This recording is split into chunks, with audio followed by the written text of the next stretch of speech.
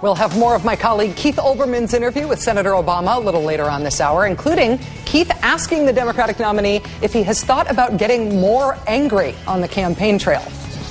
Before we hear more from Obama, though, a few underreported holy mackerel stories on this Monday night. In the wake of the 9/11 attacks 7 years ago, tougher safety standards were devised to make the tallest skyscrapers safer.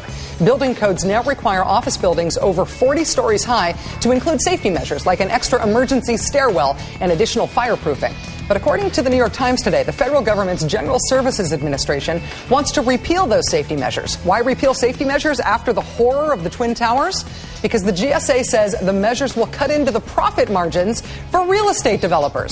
The Building Owners and Managers Association, a.k.a. those developers, they even want to repeal a measure requiring glow-in-the-dark markings in stairwells in case the lights go out. Those markings are credited with saving many souls in the Twin Towers on 9/11. Ron Burton, vice president of the developers group, says, quote, "What we have had here are knee-jerk reactions without any indication that they are going to do any good. We put up buildings to make a profit. If the numbers don't work, it won't happen." The developers and the General Services Administration cheerily note that only one civilian per year died in office building fires nationwide from 2000 to 2004. That is, of course, only if you exclude September 11th, 2001.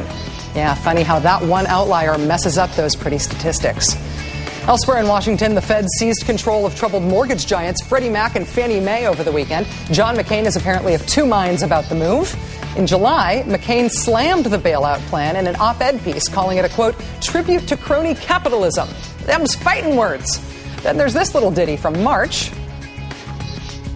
It's not the duty of government to bail out and reward those who act irresponsibly, whether they're big banks or small borrowers. That's some straight talk, to be sure. However, today's McCain straight talk on the issue goes straight in the opposite direction. Quote, John McCain supports the steps needed to keep the financial troubles at Fannie Mae and Freddie Mac from further squeezing American families. Senator McCain's view has apparently evolved on this issue. Governor Palin's view is apparently still forming, maybe? On the trail in Colorado, Governor Palin said Fannie and Freddie have become too big and too expensive to the taxpayers. One issue, they aren't funded by the taxpayers. At least they weren't before the bailout. One hint, Governor Palin, in the midst of a huge economic crisis precipitated by the mortgage disaster, try to figure out even the most basic information about the institutions of the mortgage world before you try to talk about them into a microphone. And finally, speaking of playing politics, one of the issues that won't be taken up by the Democratic Congress this session is the state children's health insurance program, SCHIP, a wildly successful program that provides health coverage to millions of kids. It's more popular than ice cream, and the Bush veto of the program's expansion was an electoral kick in the teeth to the Republicans. The Democratic-led Congress inexplicably has just abandoned plans to vote again on SCHIP, even though it would make many of their Republican opponents, it would put them in the position of voting against something really, really, really popular right before an election. That's what's called leaving the low-hanging fruit to rot on the vine. And that's why Democrats worry about their party's electoral killer instincts.